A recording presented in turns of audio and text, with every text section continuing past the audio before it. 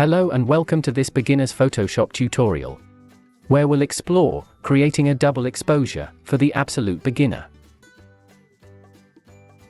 Hi, I'm Ehsan. I will be guiding you through this tutorial. If you have any questions, please leave a comment, and I will do my best to answer all your questions. And if you find this tutorial useful and want to see more, please like and subscribe to help the channel grow so we can bring you more useful tutorials. Okay, let's get started. Creating a double exposure. For the best results and to have less editing, use high-resolution images of approximately similar sizes. For the first image, we will use the Quick Selection tool to select our subject. First, unlock the layer, so you can modify it if you want to.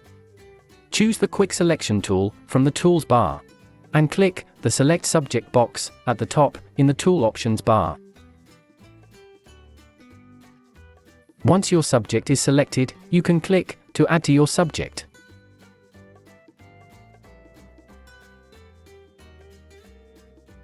Hold Alt or Option and click to subtract from your subject. When you are happy with your selection, open the Layer menu, select New, and Layer via Copy. This will cut out your subject and copy it on a new layer.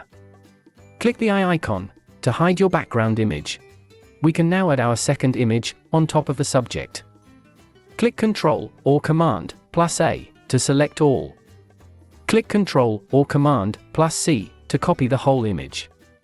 Go back to the first image and click Ctrl or Command plus V to paste the second image on top of the first one.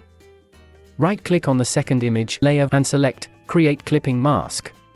Use the Move tool to move the second image to where you would like it to be.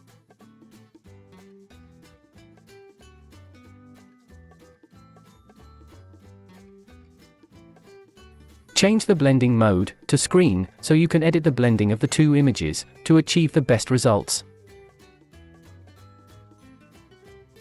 Use a soft brush and reduce the opacity so you can gradually blend the images. Use a black color to add more of the subject and click Ctrl or Command plus Z to go back a step if you need to. Release the mouse and click to paint over the image again.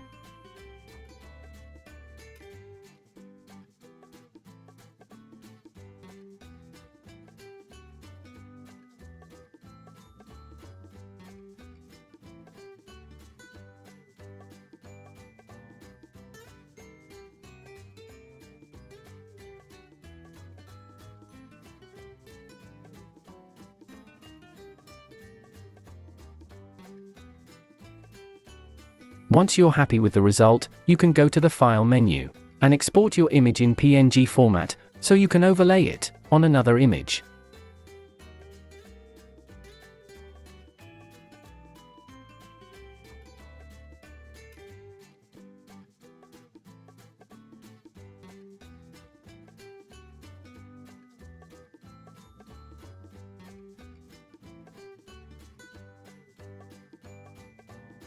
I hope you found this tutorial useful. Please like, subscribe, and click the notification bell so you can be notified when I release a new video. Thank you for watching, and I look forward to see you in the next tutorial.